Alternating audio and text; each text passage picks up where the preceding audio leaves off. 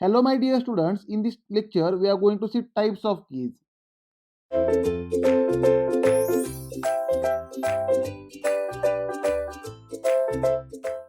Now basically we have seen keys used to connect any other device with shaft. Let us consider this is a shaft. Here on shaft there is a keyway. You can see here this is a keyway provided on this shaft. Let us say this is a hub. Now this hub can be hub means this hub is fitted over the shaft, right? And there is a you can see here there is a keyway on the hub. There is a step you can see here at this location. Now this hub is kept on this shaft, and between this keyway in hub and keyway in shaft, the key is fitted. This key is put here, right? Means we can say this hub is kept on the shaft, and between the keyway the key is fixed, right? Now in the another view you can see here, here it is a shaft. Hub is fitted on the shaft. See, inside there is a shaft.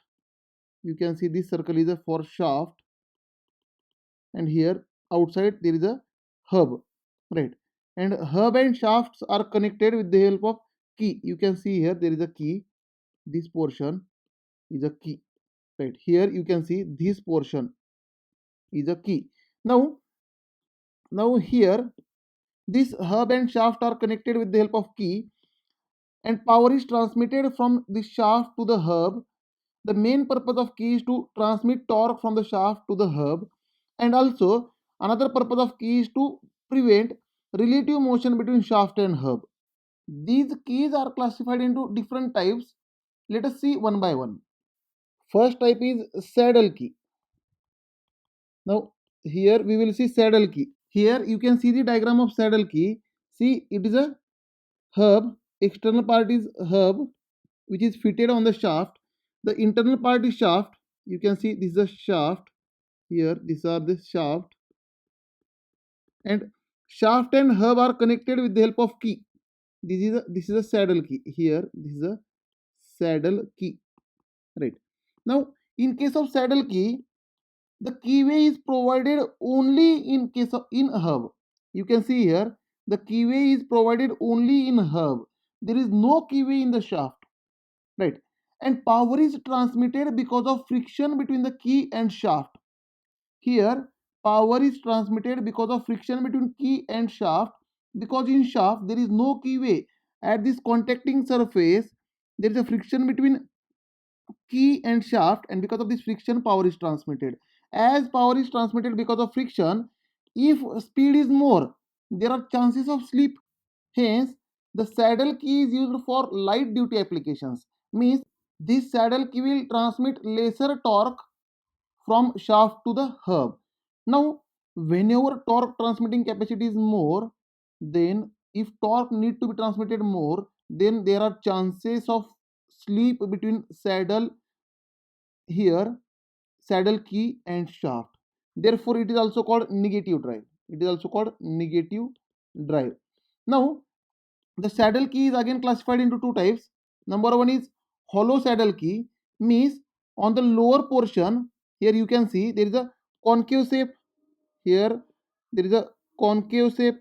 The first diagram, it is for hollow saddle key, because the lower portion is having concave shape, right? And this concave shape of key is in contact with concave shape of shaft, and the power is transmitted because of friction.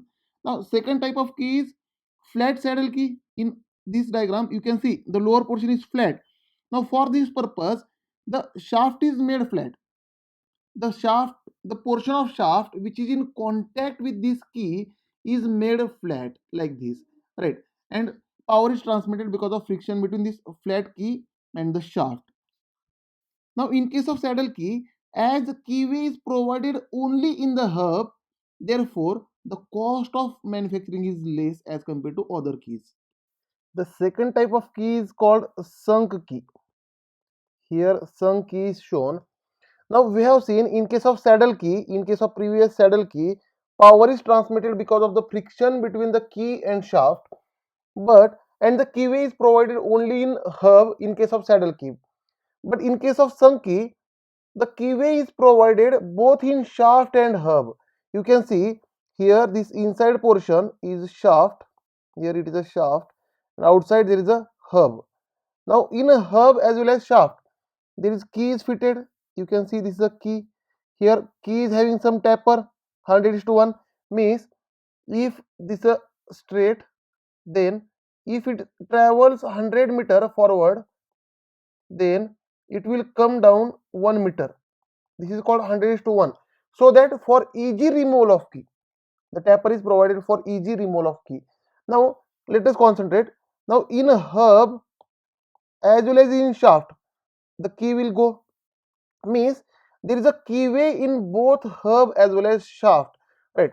The key will fit the half of the portion, half thickness. See, h is a thickness, or we can say height. Now out of total height, the half height is inside shaft and the half height is inside hub, right? Therefore we need keyway both in hub as well as shaft. Now as we need keyway both in shaft as well as hub, therefore cost of manufacturing is more. But this key will transmit more torque or more power as compared to saddle key. Therefore the sunk key is used for heavy duty applications.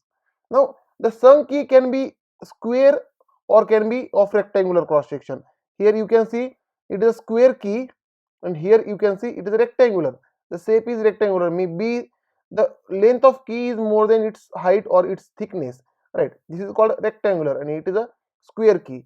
Now power is transmitted because of the shear resistance of this key, as well as the relative motion between shaft and hub is prevented because of the shear resistance of this key. So this statement is very important. Power is transmitted because of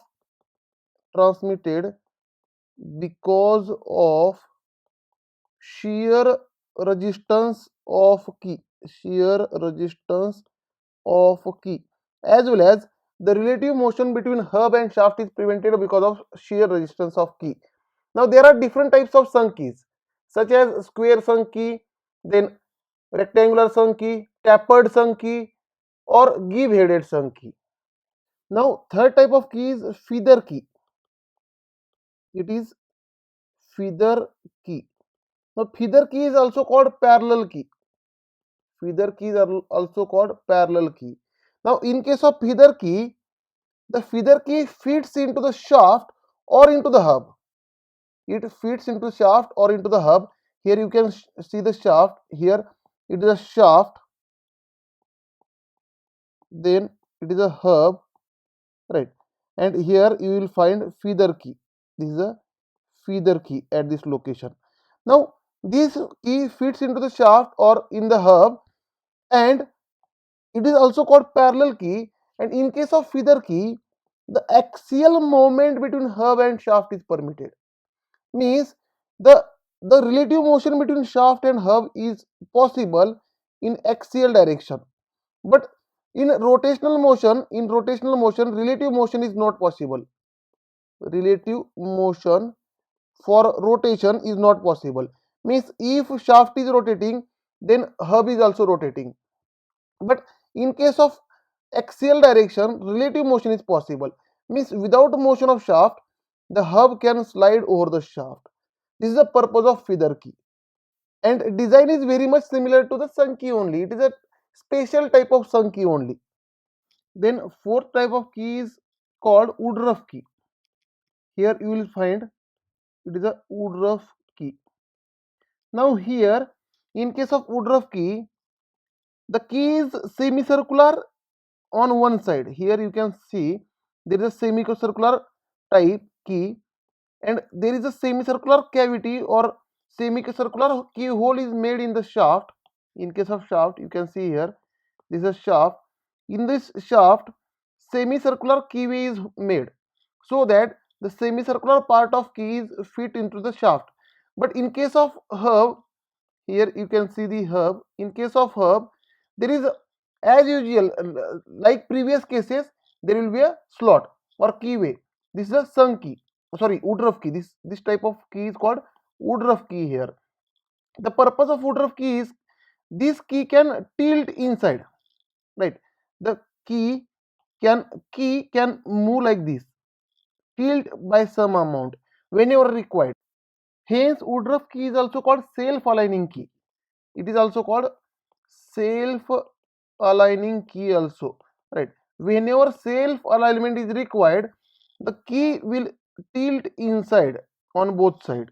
Therefore, it is called self-aligning key, and it is a special type of sunk key only. Woodruff key is special type of sunk key only. Thank you, dear students. In next lecture, we will see design of square and flat key.